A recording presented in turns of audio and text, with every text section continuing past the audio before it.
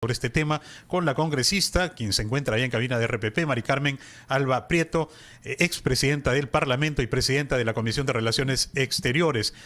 Congresista Mari Carmen Alba, ¿cuáles son los argumentos contundentes para haber impulsado esta moción, esta iniciativa de declarar persona non grata al presidente colombiano? Sí, ¿cómo estás, Carlos? Muy buenos días. Buenos días a todos. Bueno, evidentemente las lamentables declaraciones del presidente Petro, ¿no? Comparar a nuestra Policía Nacional del Perú con el ejército nazi, ¿no? Y bueno, como ya lo han dicho hace un rato, evidentemente no son las primeras manifestaciones desubicadas e inoportunas del presidente Petro. De hecho, nosotros ya en diciembre, con el comunicado que varios presidentes emitieron, no reconociendo a la presidenta Boluarte y reconociendo todavía a Pedro Castillo, ya habíamos hecho y aprobado una moción que se aprobó en la Comisión de Relaciones Exteriores y luego en la sesión del Pleno sobre las manifestaciones del presidente AMLO y de Petro. Entonces, en esta moción manifestamos nuestro rechazo a esas declaraciones y luego lo declaramos persona non grata.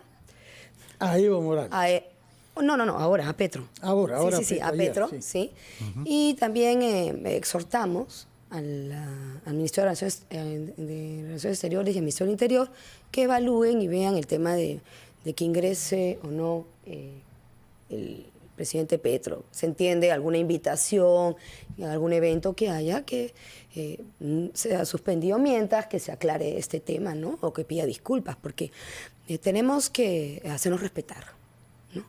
Y en un día, como ya lo han mencionado, tan terrible como fue el sábado, donde mueren 7 de nuestros efectivos policiales en el Braem, en este atentado espantoso, ese señor hace estas declaraciones. Y bueno, como lo hemos escuchado a la diputada colombiana, evidentemente, esto es un tema ideológico, ¿no? Es un tema ideológico y por lo que veo también, como dicen, Dios los cría y ellos se juntan, ¿no? Todos están con el mismo accionar, con el mismo discurso, y este señor Petro llama a la calle, ¿no? Y asusa a la gente como lo hacía pues el golpista Pedro Castillo, que hacía reuniones en Palacio y sesiones descentralizadas, también asusando a la gente y pidiendo el cierre del Congreso, ¿no? Y la Asamblea Constituyente para una nueva Constitución. Así que es lo mismo, ¿no? Entre las consideraciones de la resolución adoptada en la comisión que usted preside, que todavía falta que sea votada en el Pleno, dicen que además esa frase desafortunada significa una banalización del holocausto cometido por el régimen nazi contra la comunidad judía y otras, y una ofensa al pueblo judío del mundo, incluidos, si ustedes lo señalan, a los judíos peruanos que fueron víctimas también de ese genocidio. Díganos una palabra, ¿cómo se introdujo la consideración? Porque el tema de Hitler y del nazismo lo habíamos vivido ya aquí con Aníbal Torres, cuando hace alrededor de un año se le ocurrió hacer un elogio de Adolf Hitler. Pero en este caso, el señor Petro está comparando a la Policía Nacional con las fuerzas de seguridad nazis, que sabemos lo que fueron como criminales, de manera que yo quisiera que nos diga una reflexión sobre cómo se introdujo el tema nazi. La verdad es una falta de respeto, ¿no? Y si esto hubiera pasado o lo hubieran mencionado en Alemania, sería un delito, prácticamente. No pueden hablar de las tropas nazi, del ejército nazi, comparándolo con la policía, y es una falta de respeto mencionar de esta manera con todos los judíos que viven aquí en el Perú, evidentemente, ¿no? Mira, yo hace poco tuve la suerte que me invitaron el 27 de enero para recordar el Día del Holocausto. Estuve de la liberación de Auschwitz. Sí, estuve acompañando al embajador de Israel. Estaban casi todos los embajadores europeos, la Unión Europea, el ruso y la embajadora alemana. Y la verdad, una ceremonia muy emotiva, y escuchar hablar al representante de la embajadora alemana y al embajador de Israel sobre la muerte de estos 6 millones de judíos. Y habían 5 que ya son mayores, por supuesto, eran niños, seguro, cuando se salvaron, que se salvaron del Holocausto, ¿no? Que viven acá, en el Perú, y han hecho su vida acá y tienen acá toda su generación. Así que creo que correspondía en esa moción también nombrarlos. Carlos. Sí. Sí, adelante. Muy bien. Congresista, en el plano internacional, ¿qué es lo que se busca realmente, si nos puede explicar, con esta aprobación de esta moción? Podríamos pensar que se trata también de una advertencia a otros líderes regionales, presidentes de otros países, que eviten, ¿no?, esos malas interpretaciones realmente de lo que, e inaceptables declaraciones de lo que ocurre en nuestro país, que si bien estamos en una crisis política y social, pero que no debe ser distorsionada. Sí, Carlos, yo creo que hay que decir ya basta, ¿no? Tenemos que defender la soberanía peruana y no podemos permitir que por ser presidente, ¿no?, de cualquier país, ataquen y ofendan a nuestra Policía Nacional. Tenemos que hacernos respetar. Y evidentemente es un gesto político. El Congreso es un foro político. Nosotros podemos hacerlo. Y si el día de mañana AMLO vuelve a decir una cosa como las que ha estado diciendo Boric o Arce o quien sea, otro presidente, tenemos que hacernos respetar. Y esto es un tema ideológico y eso lo tenemos que tener claro. Son varios países que están en contra del Perú y efectivamente son los presidentes que están a la cabeza, no son los pueblos de esos países. Con los pueblos y con los hermanos de esos países tenemos muchas relaciones, hay acuerdos bilaterales, hay muchas relaciones comerciales, tenemos empresas de esos países en nuestro país y empresas peruanas en todos esos países. Eso no debe de verse afectado. Y como lo dijo la diputada colombiana, es una pena, más de 200 años, una buena relación con un país como Colombia y que venga un presidente que evidentemente no da la talla y es una pena por los colombianos, por el pueblo colombiano, que tengan ese presidente y que quiera tener malas relaciones con los países vecinos, fronterizos, de esta manera y que se esté acercando más bien a estos países del Foro Sao Paulo. Señora Alba, yo le ruego que nos acompañe un instante durante una pausa, después de la cual quisiera que nos explique cómo así que no hubo ningún voto en contra de esta resolución. 16 votos, yo tengo el registro, 13 a favor y 3 abstenciones. Ya te voy a informar. Bueno, nos va a dar los datos exactos. Lo que tenemos es 16 votos, 13 a favor y 3 abstenciones. Y naturalmente queremos comprender el distingo que algunos han hecho entre la declaratoria de non grata desde el punto de vista político, es decir, lo que el Congreso puede hacer, y lo que podría ser la Cancillería en representación de nuestra política exterior. Quiero que nos diga cuál es el distingo, puesto que hay uno que se rige por la Convención de Viena. Y ahí hay algunas sutilezas que nos explicará usted sin duda después. Vamos a una pausa, Carlos, y retomamos inmediatamente después nuestra conversación con la congresista María del Carmen Alba Prieto. Y queríamos saber cómo es que se han definido los partidos representados en la comisión que usted preside respecto de este voto, porque lo que tenemos registrados es 13 a favor y 13 en abstención, los tres, como se podía imaginar, de los partidos de la constelación castillista. Del bloque magisterial, sí. Son 13 a favor, ¿no? Acción Popular, Renovación Popular, APP, Fuerza Popular y Avanza País, y 3 abstenciones del bloque magisterial. De Perú Libre no hubo ningún representante, no entraron a la sesión, y de Perú Democrático, de Bermejo, sí ingresó, pero no votó en el momento. Yo ya había, cuando se le llamó, no dijo su voto, no se pronunció, y cuando ya habíamos levantado la sesión, que fue virtual, porque fue una sesión extraordinaria a las 8 de la mañana, en el chat escribió y dijo, mi voto por favor en contra. O sea que eso va a constar en acta, pero no se dijo, ¿no?, públicamente en el momento, porque ya se había cerrado el acta de la votación. Exactamente. Carlos González.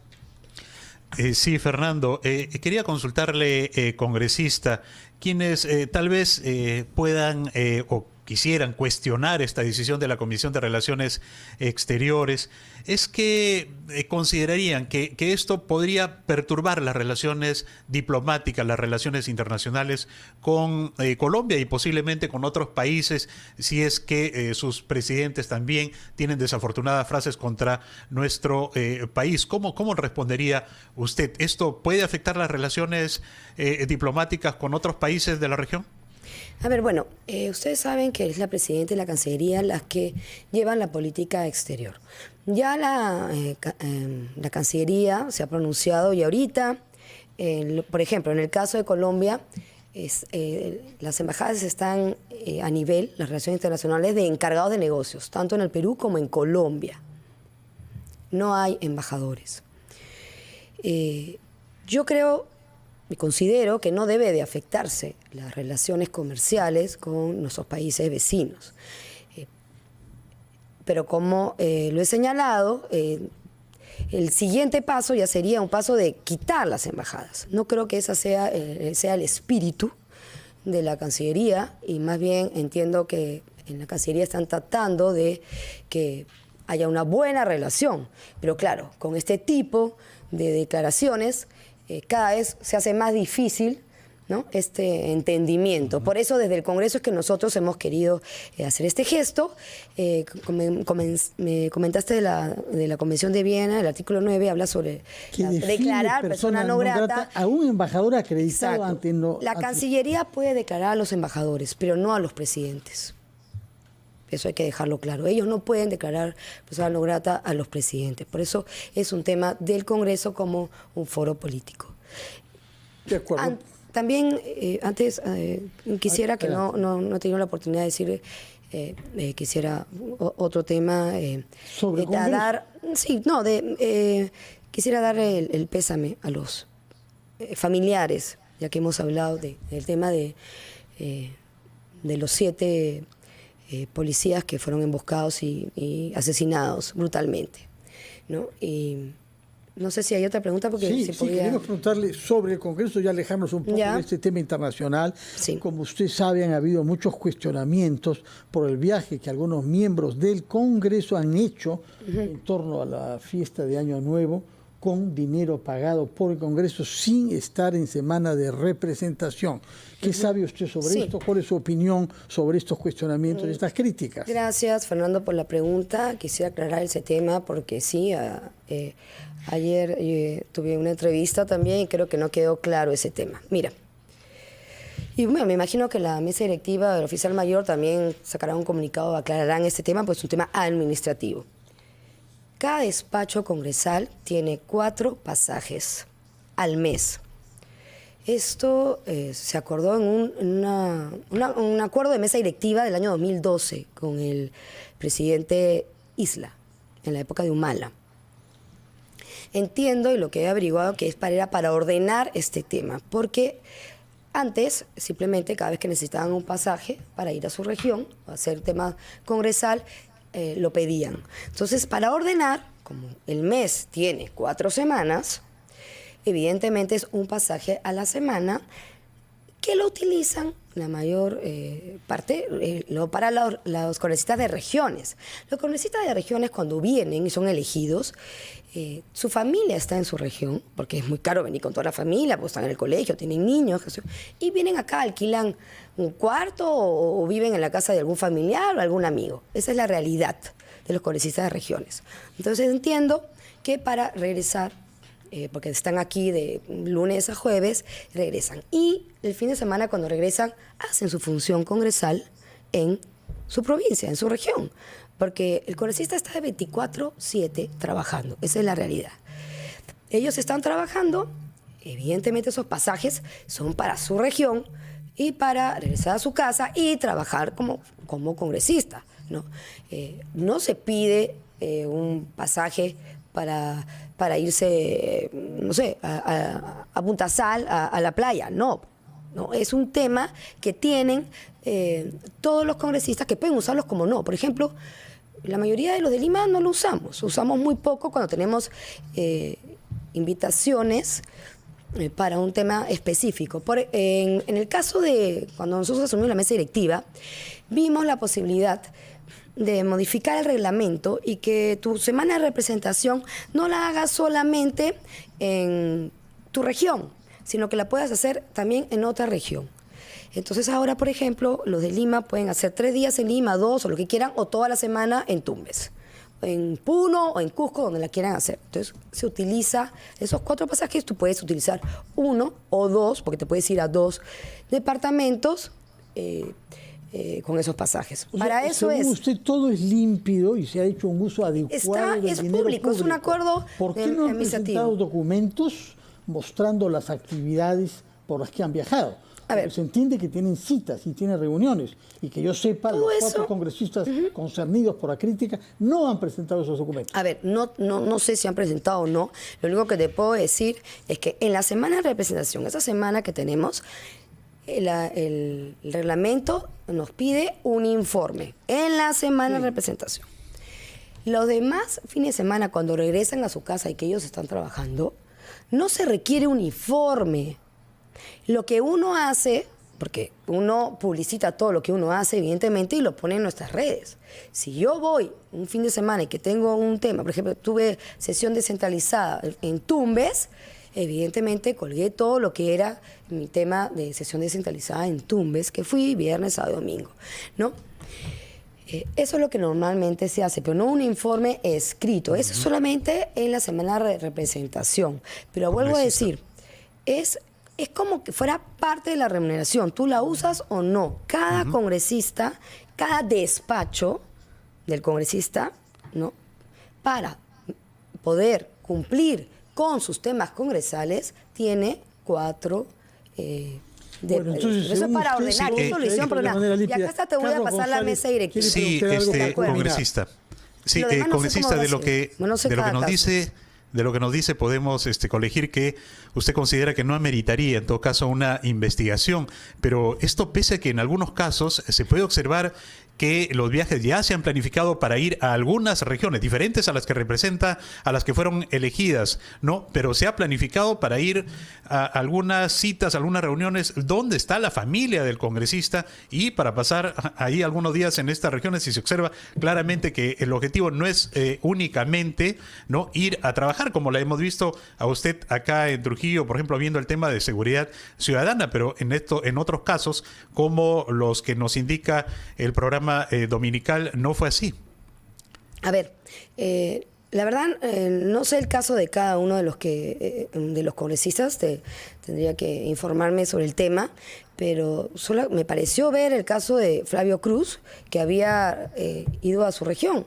Pero es que es lógico, o sea, él está en Lima, su familia está en Puno, y él regresa a Puno, y utiliza el pasaje para irse a Puno. O sea, eso es parte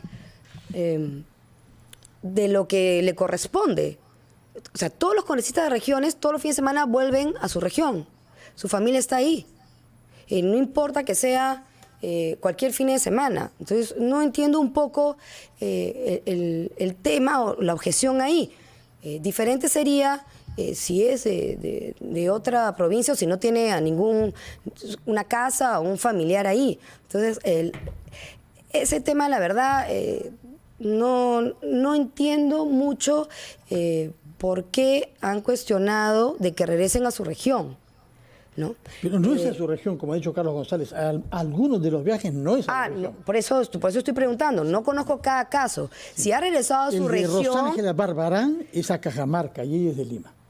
Pero su familia está allá. Y eso... ahora. Bueno. O sea, entiendo que su familia está allá. Pero no ella. Ella está domiciliada en Lima. Sí, pero... Ha hecho un viaje familiar, entonces. No, ha ido a... Si es una cosa profesional, claro, debería probarlo. Pero entiendo que ha hecho, al menos lo que yo he escuchado por los medios, porque he tenido la oportunidad de hablar con ella y verla, es que debe haber hecho, entiendo que ha hecho algún tema también congresal. En todo caso, conviene que haya una investigación para que todos esos documentos... Acá todo siempre se tiene que aclarar, pero todo lo que quiero decirles es que aquí todo se publica todo es transparente y efectivamente sí hay 4 pasajes mensuales para cada despacho desde el 2012, un acuerdo de mesa directiva que te lo voy a pasar para el conocimiento, y antes de ese acuerdo de mesa directiva era igual, siempre ha habido ese tema porque tienen que ir a sus regiones o invitados a hacer un tema congresal. Muchas gracias. Muchas gracias, señora Alba. Del Perú. Para despedirla, permítame que lea un documento publicado hace unos instantes por la congresista Katy Ugarte en representación del expresidente Pedro Castillo, solicitando que la sesión en la Comisión de Fiscalización prevista hoy sea presencialmente. Esta sesión había sido prevista para ser virtual, puesto que el señor Castillo vive, como sabemos, en Adinoes, en Ate. Pues él ha solicitado presentarse presencialmente junto a su abogado. Me parece que esto ha sido rechazado por la Comisión de Fiscalización para esta reunión que está prevista a las 9 de la mañana, es decir, dentro de 10 minutos. Por otra parte, se ha confirmado que comienza la ronda de las reuniones de la presidenta Dina Boluarte con dirigentes de los partidos. Por lo pronto se sabe que Keiko Fujimori asistirá con otros 2 dirigentes de Fuerza Popular a Palacio de Gobierno hoy, entre ellos sin duda el señor Galarreta, que es el secretario general, y Miguel Torres, a conversar con la presidenta Dina Boluarte. Esperemos ver cómo sigue esta ronda de conversación. Esta cita del fujimorismo con la presidenta Boluarte tendrá lugar a las 5:30 en Palacio de Gobierno. Veremos cuáles son los otros partidos que asisten y qué dirigentes encargan de hacerlo. Muchas gracias, María del Carmen Alba. Recuerdo que usted es la presidenta de la Comisión de Relaciones Exteriores, pero he tenido la amabilidad de contestar sobre otros temas administrativos que han dado lugar a cuestionamientos sobre viajes de congresistas al interior de nuestro país. Hacemos una pausa y retomamos rápidamente ampliación de noticias.